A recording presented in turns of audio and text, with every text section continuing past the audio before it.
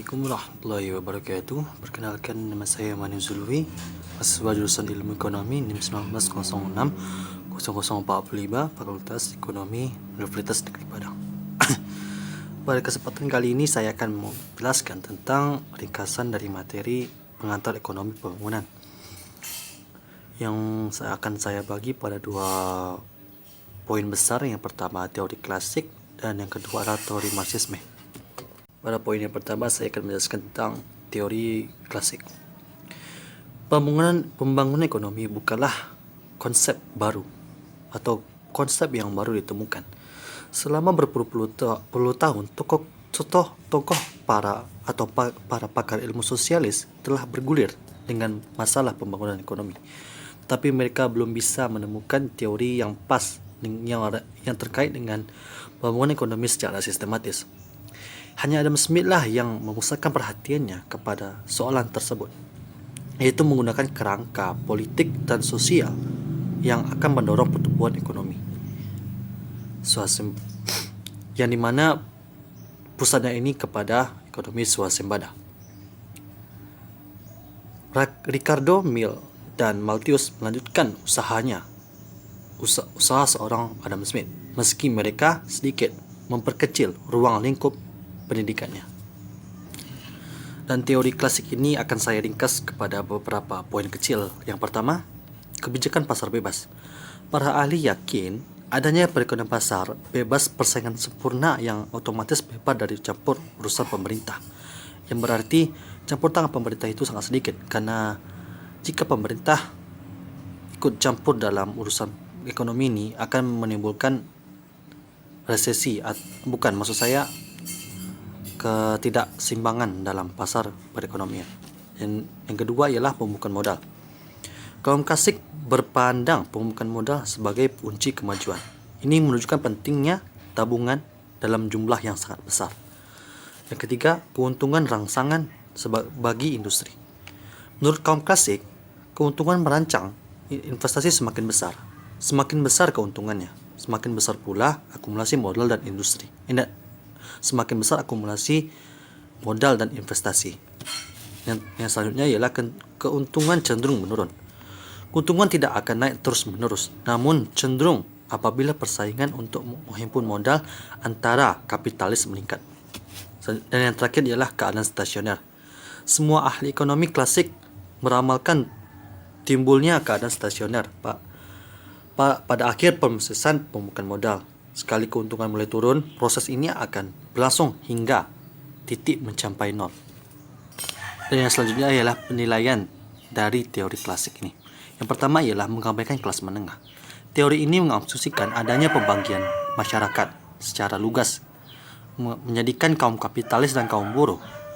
Teori ekonomi ini tidak berpikir adanya sumber utama tabungan di negara maju adalah pendapatan dan bukan pemilik tanah. Yang kedua ialah melakukan sektor publik.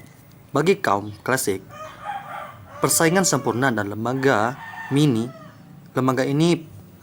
privasi pribadi merupakan prasyarat utama bagi pembangunan ekonomi. Tetapi mereka gagal mengakui peranan penting sektor publik di dalam mempercepat proses akumulasi modal. Dan yang ketiga ialah meremehkan teknologi. Salah satu kelemahan teori klasik ini, mereka tidak melihat pandangan dari sudut teknologi dalam pembangunan. Smith menyadari arti penting teknologi maju dalam pembangunan ekonomi. Menurut dia, teknologi menimbulkan pembagian kerja dan perluasan pasar. Karena ketika teknologi semakin meningkat, tentu produksi akan semakin meningkat dalam suatu perusahaan. Tidak mungkin satu perusahaan itu akan menjalankan teknologi lama, dan ini sangat tidak efisien. Selanjutnya ialah hukum yang tidak realistis. Pandangan pesimis para ahli ekonomi klasik seperti Ricardo dan Malthus, hasil akhir pembangunan kapitalis adalah stagnan, didasarkan pada asumsi yang berlaku hukum penurunan hasil dan teori kependudukan Malthus. Dan pada poin yang kedua saya akan menjelaskan tentang teori Marxisme dari seorang Karl Marx, yang saya akan jabarkan sebagai berikut. Penafsiran secara materialisme. Penafsiran ini terhadap sejarah mencoba untuk memperlihatkan bahwa semua peristiwa sejarah adalah hasil perjuangan ekonomi yang terus-menerus di antara berbagai kelas dan kelompok masyarakat. Yang kedua ialah nilai lebih. Marx menggunakan teori ini lebih sebagai basis ekonomi bagi pejuang kelas ini dalam kapitalisme. Dan atas teori nilai lebih, ia membangun suprastruktur analisa pembangunan ekonominya. Yang selanjutnya ialah akumulasi modal. Menurut Marx, tenaga lebih inilah yang membawa kepada akumulasi modal. Tenaga lebih hanya semata-mata membesarkan keuntungan kapitalis. Motif utama kapitalis tersebut adalah untuk meningkatkan nilai lebih guna untuk memperbesar keuntungannya. Dan selanjutnya ialah krisis kapitalis. Pada saat mesin menggantikan manusia, konsumsi akan menurun dan barisan tenaga cadangan industri lainnya semakin banyak. Dan kebangkitan akan terjadi. Masing-masing kapitalis mencoba untuk menurunkan harga barang di pasar, dan dalam proses itu perusahaan kecil berguguran dan terjadilah krisis kapitalis. Dan selanjutnya ialah penilaian kritis dari teori Marxisme. Yang pertama ialah nilai lebih tidak realistis. Keseluruhan analisa Marx dibentuk berdasarkan teori nilai lebih, tetapi pada kenyataannya kita tidak berhubungan dengan nilai, tetapi dengan harga berwujud dan nyata. Yang kedua ialah Marx adalah nabi palsu. Marx ternyata adalah seorang peramal palsu. Masyarakat selain memang terlahir, meskipun kelas sosial memang terlahir, tetapi evolusinya tidak sesuai dengan yang digariskan Marx.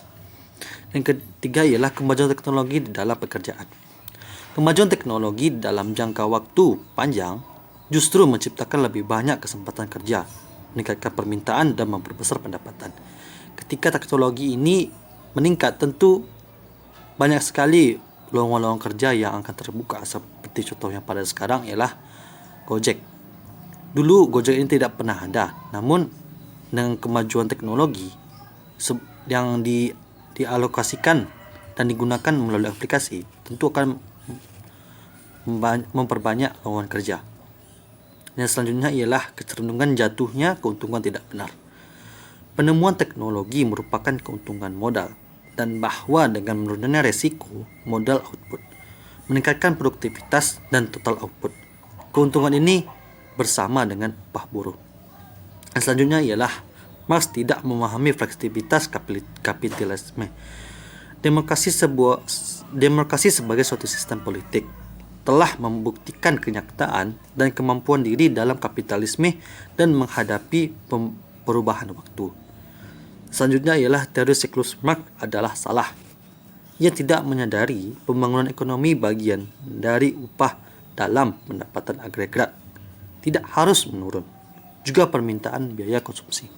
Dan kesimpulan yang kita dapat dari teori Marxisme ini ialah walaupun seorang Karl Marx adalah seorang yang aneh, tapi Skantor mengatakan bahwa ia adalah orang yang pertama yang menunjukkan apa yang belum pada masa kini merupakan teori ekonomi bagi masa yang akan datang.